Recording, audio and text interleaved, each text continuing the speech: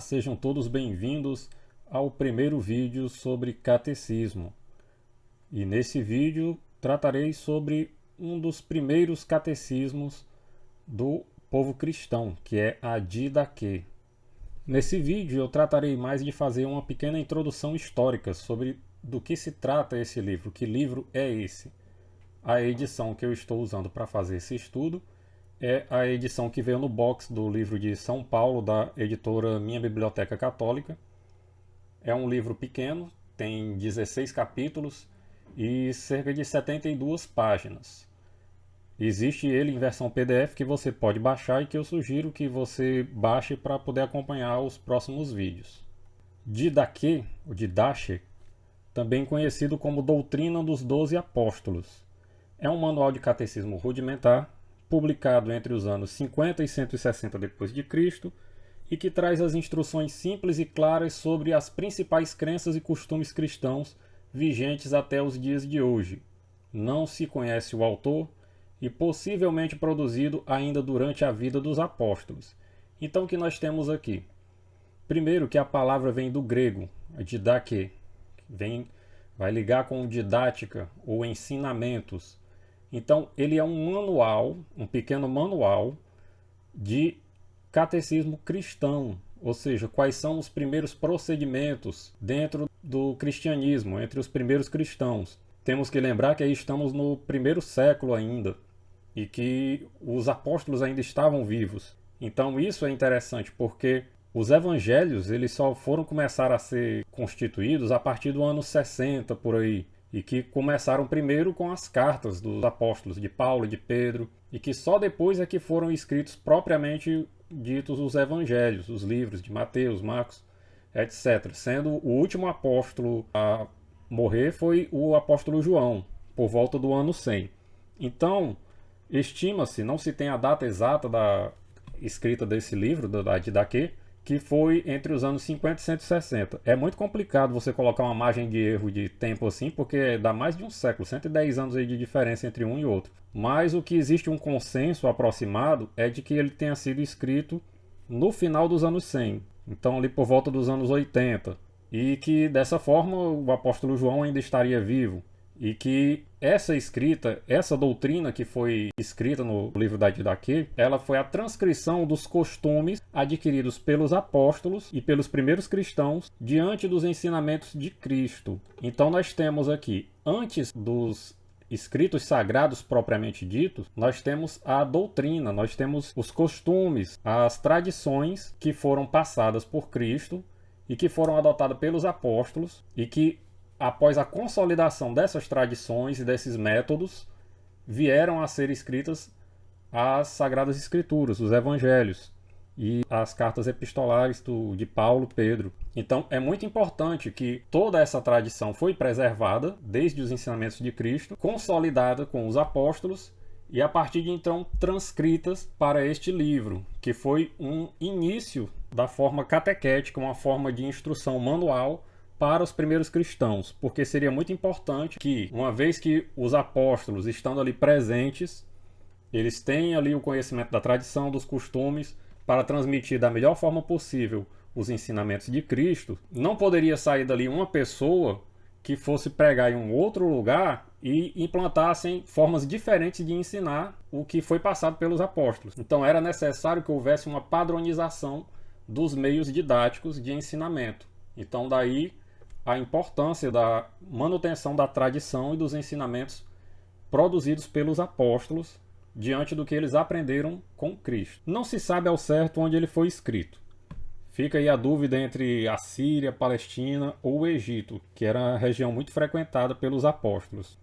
Ele é considerado apócrifo, ou seja, não se reconhece nele a inspiração divina para a escrita dele, porque ele é um manual.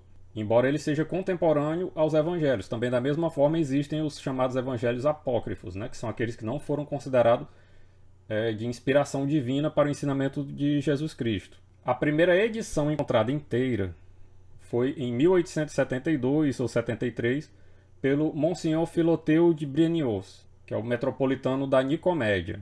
Isso foi na Biblioteca do Santo Sepulcro, em Jerusalém. Junto com essas edições que estão aí na tela, também foram encontrados outros livros antigos também relacionados ao Evangelho. Ele foi publicado como uma primeira edição depois de ter sido reencontrado em 1883, na Princeps. E a edição encontrada, ela estava totalmente escrita em grego, e ele encontrou também, junto com essa edição completa em grego, alguns escritos em latim.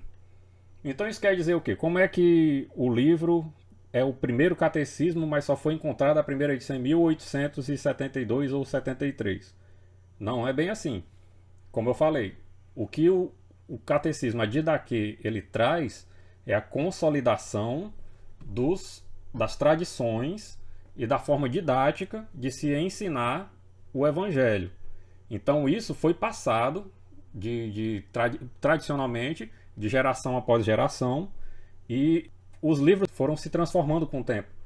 Não houve um concílio, uma reunião específica para a elaboração da Didaquê. Ela foi um manual ali escrito de forma rudimentar.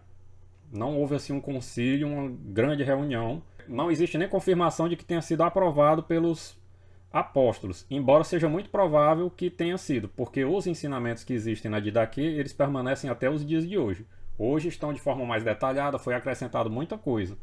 Mas para iniciar, ele traz o fundamento dos ensinamentos cristãos. Foi um escrito muito apreciado entre os primeiros cristãos, mas que se perdeu. Esteve presente em algumas citações feitas pela epístola do Pseudo Barnabé, Clemente de Alexandria, Orígenes e outros autores.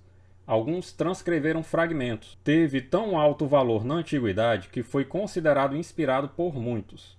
Eusébio de Cesareia o classificou como apócrifo não canônico. Então vamos lá. Esse livro que foi encontrado no século XIX, ele foi uma edição completa, porque diante dos concílios e de demais aperfeiçoamentos do catecismo, esse livro não foi adicionado, ele não teve uma organização devida para sua preservação, mas os seus ensinamentos continuaram válidos e fizeram parte do imaginário e da tradição dos cristãos e que foram passando tempo após tempo. Então, a sua menção esteve também aí entre os primeiros santos padres dos 2 primeiros séculos. Entre eles aí esteve o Pseudo Barnabé, Clemente de Alexandria, Orígenes e outros que os citaram nas suas epístolas. Então vamos lá. O que são as epístolas? As epístolas são cartas que essas autoridades escreviam para comunidades, né? Cartas com ensinamentos. Então, o Pseudo Barnabé, quem era o Pseudo Barnabé? Do possível São Barnabé, que era companheiro de São Paulo, mas que não se tem a garantia da autenticidade de que ele era realmente São Barnabé, então ficou como Pseudo Barnabé. Não se tem a certeza da autoria das cartas de serem de São Barnabé.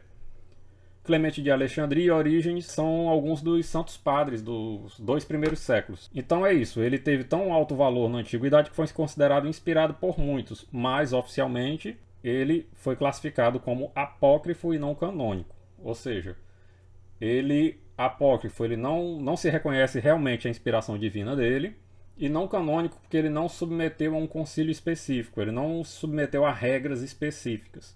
Ele foi algo ali mesmo que a transcrição das tradições dos primeiros cristãos. Então, no estudo do catecismo em si, da Didaquê, alguns estudiosos antigos, como o Tixeron, afirma que este catecismo constitui-se em 4 partes distintas. A primeira, que seria uma catequese moral, a segunda, uma instrução litúrgica, a terceira, uma ordenação disciplinar, e a quarta, uma conclusão escatológica. Já o Marion afirma que constitui-se em 3 partes distintas: uma catequese moral, uma instrução litúrgica, uma ordenação disciplinar, que inclui nessa aí a quarta parte, que é a parte escatológica. A parte moral: exposição livre dos principais artigos da moral cristã sob 2 vias, a via da vida e a via da morte. A via da vida ensina o que se deve fazer, e a via da morte ensina o que devemos evitar. Parte litúrgica ou ritual trata sobre o batismo e como deve ser realizado, do jejum, da oração, da Santíssima Eucaristia, ou seja, dos primeiros procedimentos rituais da tradição cristã. Parte disciplinar, regra para discernir os pregadores verdadeiros do verdadeiro evangelho, recomendações de procedimento de hospitalidade entre irmãos cristãos, apóstolos, sacerdotes, viajantes, uma vez que nesse período aí foi o ápice da expansão do evangelho, então os pregadores eram itinerantes. A parte escatológica alerta sobre a vinda do anticristo e exorta os fiéis a vigiarem sobre si mesmo na preparação da vinda do Senhor Jesus, a questão do orar e vigiai. Então é isso, pessoal. Esse daqui foi o breve resumo sobre a Didaquê, sobre o que é. E nos próximos vídeos eu pretendo fazer um para cada parte das 3 partes. Eu vou decidir ainda se eu vou fazer em 3 ou 4 partes o estudo da Didaquê, porque ele é um livro pequeno, não tem muito o que se inventar. Agora é interessante mostrar o que já existia de costume entre os primeiros cristãos e que se preserva até os dias de hoje. Um desses detalhes é a condenação do aborto, já na primeira parte. Certo? Então é isso aí, pessoal. Eu vou deixar também o link do meu blog aqui, onde eu coloquei lá o estudo completo sobre a Didaquê que eu fiz, certo?